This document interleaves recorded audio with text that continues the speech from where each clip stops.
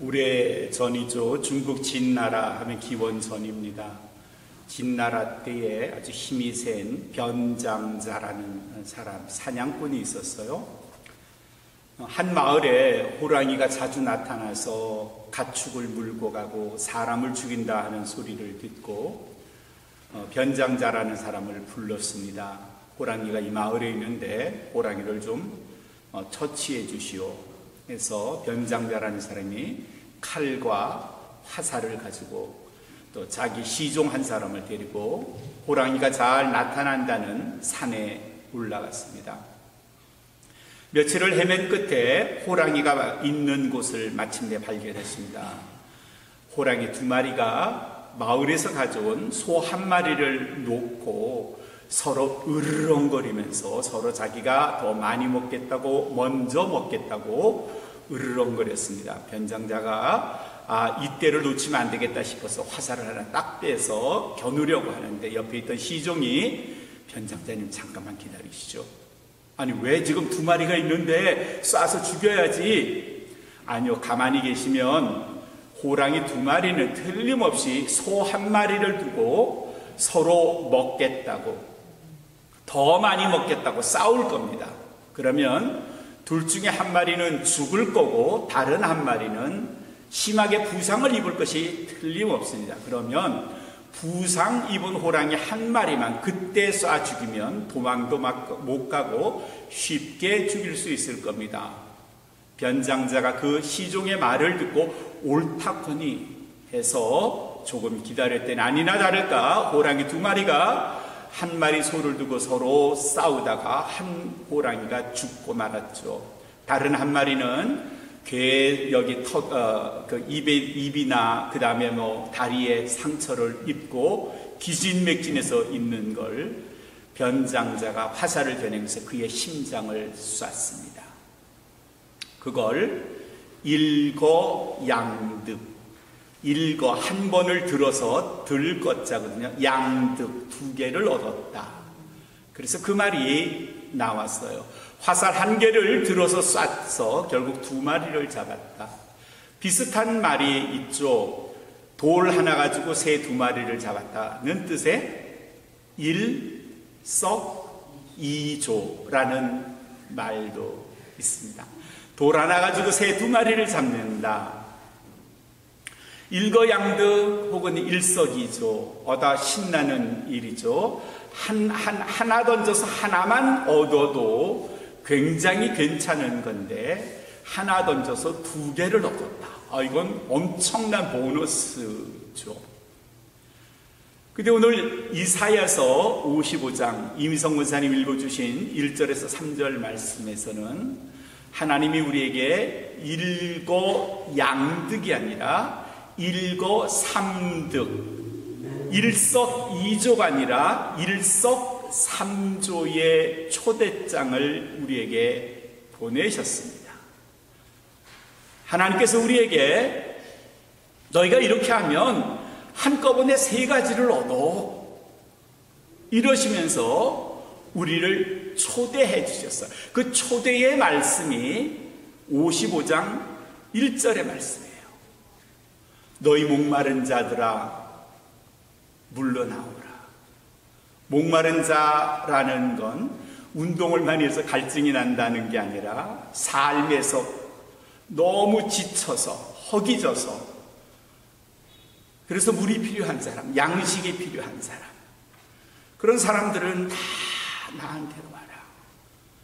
그러면 내가 돈 없이 값 없이 와서 너희들에게 포도주와 젖을 주겠다. 하나님의 말씀은 삶에서 목마른 우리들을 향하여 물가로 나오시래요. 그러면 너희가 무엇을 가졌건 혹은 갖지 않건 그거 상관하지 않고 내가 돈 없이 그냥 공짜로 너희들에게 젖과 포도주를 주시겠다. 이러셨어요. 보통 초대를 하면 자기의 가까운 가족, 지인, 이웃, 친구 이렇게 하죠. 알지 못하는 사람에게 하지 않습니다. 그리고 어느 정도 격이 자기와 맞아야 된다고 생각을 하죠. 뭐 예를 들면 고위 관직에 있는 사람이 뭐 저 같은 사람을 결혼식 이런 데 초대하겠습니까? 생일에 초대할까요? 아니죠. 격이 맞아야 합니다. 그런데 창조주 하나님께서 격을 따지지 않으시고 누구든지 목마른 사람, 갈증 나는 사람, 삶에 궁핍한 사람들을 다 오라 하셨어요. 그러면 돈 없이 값 없이 포도주와 젖을 주시겠대요. 1절과 2절 중간까지 해서 하나님은 우리에게 필요한, 우리 삶에서 필요한, 우리 육신이 필요한 것을 주시겠대요. 너희는 어찌하여 배부르지 못할 것을 위하여 그렇게 은을 달아주며 또 수고를 하느냐. 2절에서 그렇게 말씀하시면서 나를 청종하라 그랬습니다. 나에게 집중해서 pay attention to me, 내게 집중해서 들으라. 그러면 내가 너에게 좋은 것으로 먹일 것이고 기름진 것으로 너희 마음을 즐겁게 하리라. 2절엔 그렇게 되어 있어요. 우리의 육신에 필요한 것들을 주실 뿐 아니라 2절에서는 기름진 것을 통해서 우리의 마음을 즐겁게 해 주시겠대요. 즐겁게에는 평안하게라는 말도 들어가 있고요, 기쁘게라는 말도 들어가 있어요. 하나님의 초청을 받아들이는 사람은 우리의 육신에 필요한 것들을 채워주실 뿐 아니라 두 번째로는 우리 마음을 풍요롭게 해주신대요. 즐겁게 해주신대요. 기쁘게 해주신대요. 3절에는 하나님께서 주시는 세 번째 복이 있어요. 내게 가까이, 너희는 마음을 열고 내게 좀 가까이 와서 좀 들어봐라. 그러면 너희 영혼이 삽니다. 그러셨어요. 영혼까지도 책임져 주신대요. 우리의 육신을 책임져 주시고요, 2절에서는 우리의 마음을 흡족하게 즐겁게 기쁘게 행복하게 평안하게 해주시고요, 3절에서는 하나님의 초대에 응해서 귀를 기울이고 주님께로 와서 그 말씀을 들으면 그 사람의 영혼을 살려주시겠대요. 이게 일석삼조 아니에요? 하나님의 초대에 응하기만 하면, 하나님이 우리를 부르실 때 come to me, come to me 할 때 오케이, I gonna come, 내가 너 주님께로 가겠습니다라고 손을 들기만 하면 주께서 우리를 영접해 주시는데 우리에게 젖과 꿀과 포도주를 주실 뿐 아니라 우리의 마음을 평안케 해 주시고 우리의 영혼까지도 구원해 주시겠대요. 이게 이사야 55장 1절에서 3절까지 하나님의 초대장이에요. 하나님이 우리에게 주시겠다고 하는 확실한 세 가지의 은혜예요.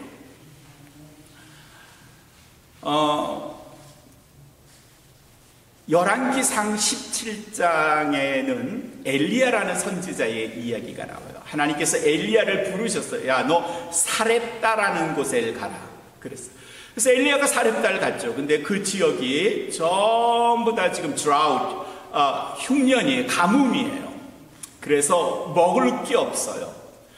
엘리야가 가다가 한 과부를 만났어요. 남편 없고 아들 하나만 있는데 그 집엔 먹을 양식이 없어요. 이제 남은 밀가루 요만큼에 기름 요만큼이에요.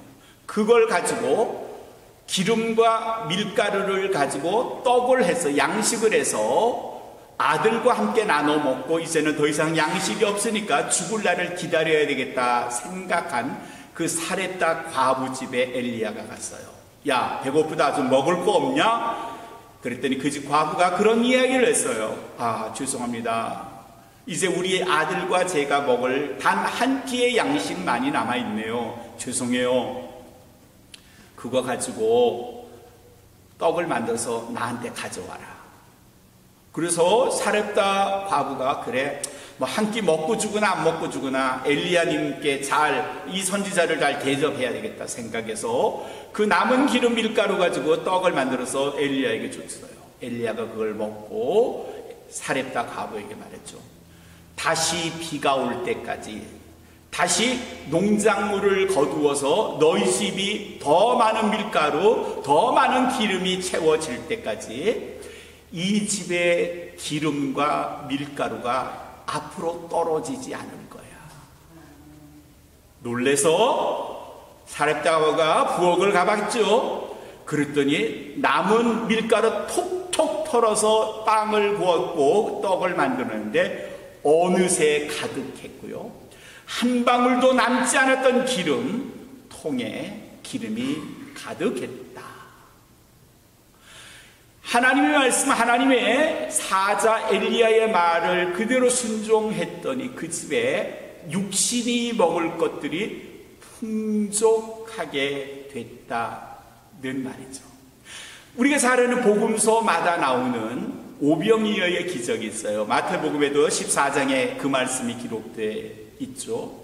생명의 말씀을 들으러 온 모든 사람들, 허기졌던 그 사람들에게 예수님께서는 한 소년이 가져온 2개의 물고기와 5개의 보리떡을 가지고 축사하고 나눠줬더니 다 먹고도, 그 많은 사람이 다 먹고도 12광주리가 남았다.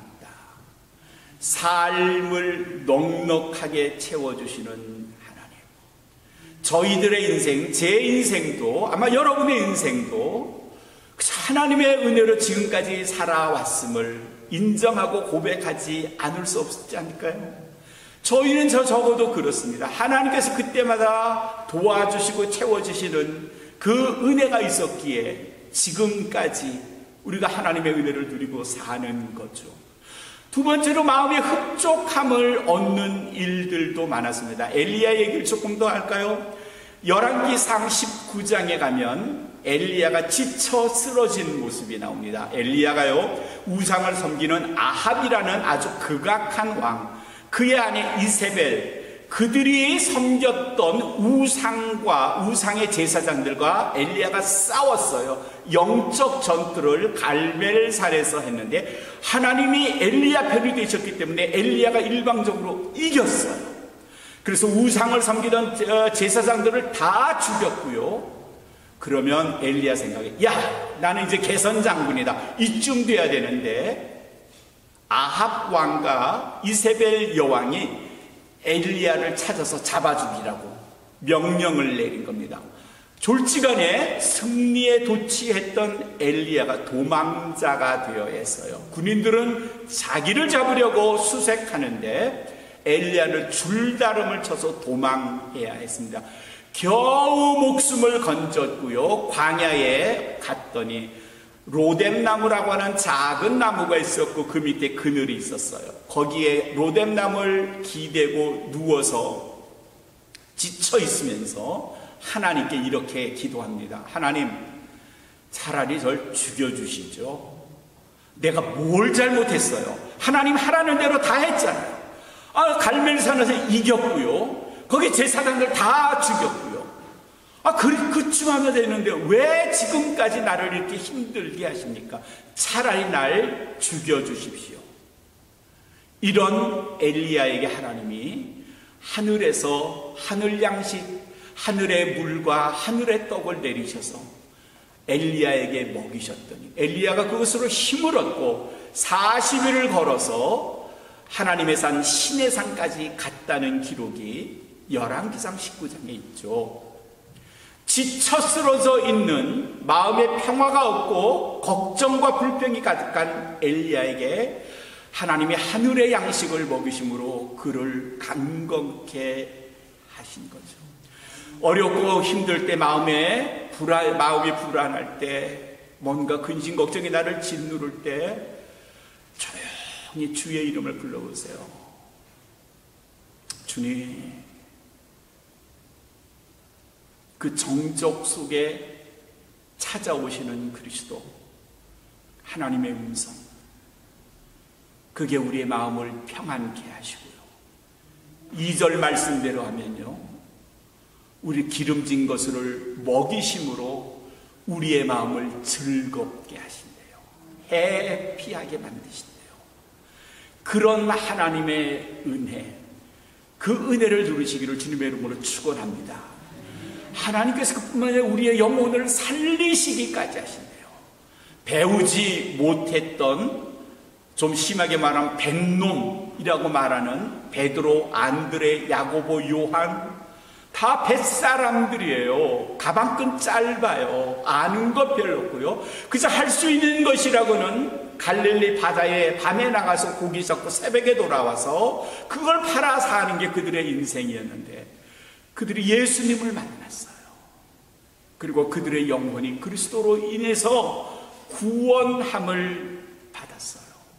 몸을 팔았던 막달라 마리아가 예수님을 만나면서 그의 삶의 일대 전환이 일어났어요.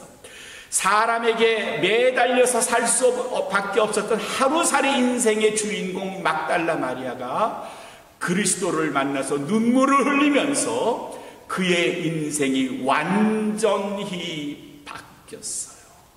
그가 그리스도로부터 구원을 얻었다는 소리를 들으면서 그의 삶은 다른 사람이 됐어요. 동네 사람에게 온갖 천대를 받고 무시를 받았고 따돌림을 당했던 세리 마태도 그랬고, 여리고에 살았던 조그만 사람도 예수님을 만나면서 완전히 다른 사람이 됐어요. 이들의 공통점은 예수님을 만나면서 그들의 육신에 머무를 수밖에 없었던 그들의 인생이 완전히 다른 사람, 영원까지 사는 영혼의 주인공이 되었다는 겁니다. 누구도 할 수 없는 일이에요. 점을 보면 그 점쟁이가 당신 육신도 잘 되고 마음도 평안할 거고 영혼도 구원받을 겁니다. 그렇게 말합니까? 굿거리 무당을 불러서 굿을 하면 그 무당이 당신의 육신도 잘 되고 마음도 평안하고 그리고 영혼까지도 하나님께서 책임지실 겁니다. 이런 말을 줄 수 있나요? 이렇게 말할 수 있나요? 어떤 귀신이 그런 걸 보장할 수 있나요? 아니요. 아무도 그렇게 말하지 못합니다. 오늘 이사야서 55장 1절부터 3절까지의 말씀을 예수님은 또 다르게 이렇게 말씀하셨습니다. 마태복음 11장 28절에 우리가 잘 아는 말씀입니다. 수고하고 무거운 짐진 자들아 내게로 오라. 그 다음에 말씀이 뭐예요? 내가 너희를 쉬게 하리라 그러셨어요. 내가 너희를 쉬게 하리라. Come to me, all you who are weary and burdened. weary라는 말은 지쳤다는 말이고요. burden이라는 말은 burnout 됐다는 말이에요. 소진됐다는 말이에요. 그런 사람들은 전부 다 come to me 그러셨어요. I will give you rest. 내가 너희들에게 안식을 주겠다, 쉬게 주겠다 그러셨어요. 저나 여러분들 모두는 weary and burdened. 우리는 삶에 지쳤고 몹시 소진된 사람들임에 틀림이 없어요. 우리 모두를 향하여 주시는 예수님의 말씀을 come to me입니다. come to me. 내게로 오라. Then I will give you rest. 그러면 내가 너에게 평안을 주겠다 그러셨어요. 이게 세 가지가 한꺼번에 이루어진다는 겁니다. 제가 여러분에게 퀴즈를 하나 낼게 한번 알아맞혀 보세요. 어떤 총각이 픽업 트럭을 운전하면서 직장에 퇴근길에 이제 집으로 가는 길이었어요. 픽업 트럭이니까 옆에 한 사람을 태울 수 있는 좌석밖에 없는 거죠. 정류장 근처를 지나가는데 신호등에서 멈춰서 잠깐 있을 때 정류장에 서 있는 세 사람을 봤어요. 근데 그 중에 한 사람은 의사였어요. 얼마 전에 자기의 병을 깔끔하게 치료해줬던 고마운 의사가 정류장에서 기다리고 있었어요. 또 한 사람을 봤는데 얼마 전에 만나서 데이트했던 자기가 사귀고 싶고 결혼하고 싶었던 여자도 정류장에서 기다리고 있었고요. 또 한 사람을 봤죠. 어르신이었어요. 몹시 지친 것 같고 곧 쓰러질 것 같은 환자임에 틀림이 없는 어르신이 있었어요. 세 사람이 있었는데 내 옆에 좌석은 하나밖에 없고, 누굴 태우지? 의사를 태울까? 아니면 예쁜 내 아가씨를 태울까? 아니면 저 노인 어르신을 태워서 병원을 데려갈까? 어떻게 하면 좋겠어요? 네? 어르신 먼저 데려가자. 마음이 고와요, 이 권사님. 또 정답이 있어요. 정답이 뭔가 하면요, 총각이 차에서 내려, 그리고 자동차 열쇠를 의사한테 턱 주면서, 선생님, 이 어르신을 모시고 빨리 병원에 가서 좀 치료해 주세요. 그리고 자기는 아가씨하고 데이트하면 돼요. 그러면 세 가지가 다 해결돼. 의사 선생님에게 어르신을 맡기고 병원에 가게 했어요. 그리고 남은 아가씨와는 행복하게 데이트하면 돼요. 삶의 지혜입니다. 생각을 조금 바꾸면 이 세 가지 일을 한꺼번에 해결하면서 내가 기쁘고 행복할 수 있어요.